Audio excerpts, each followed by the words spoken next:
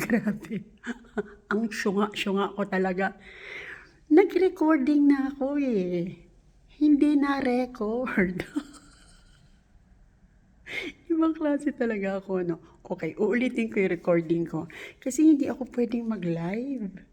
Kasi pag nag-live ako, 1 month lang po yung duration nun. Tapos buburahin na siya.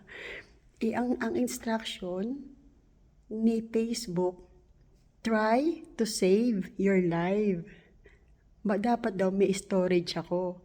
Meron. Ang problema, hindi ko alam gamitin talaga. So, dun tayo sa topic. Nag-post ako sa Facebook na like ko na mag-live online selling ng mga produkto made in the USA. Sa murang halaga. Siyempre, bibilin ko ng sale, ibebenta ko rin ng sale.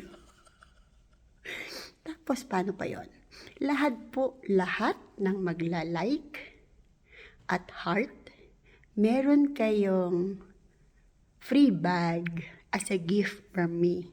Pasasalamat. Tapos, another bag dun sa mga sharer. Di ba?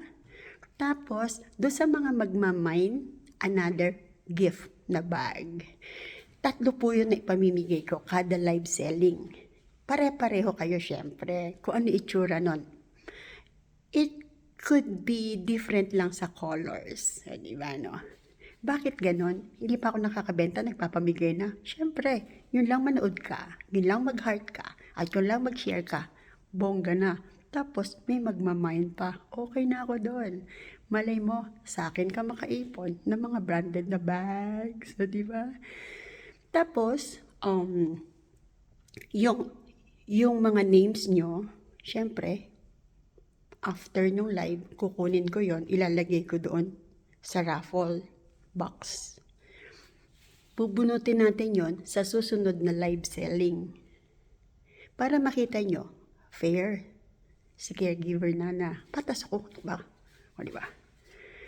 Tapos, bago yung live na yun uli, kailangan mag-share ka uli, mag-like ka uli, mag-heart ka uli, tapos mag-mind ka uli.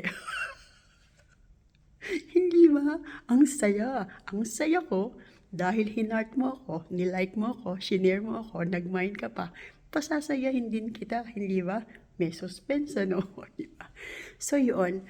Kailan mangyayari yun? Nag-post kasi ako sa Facebook.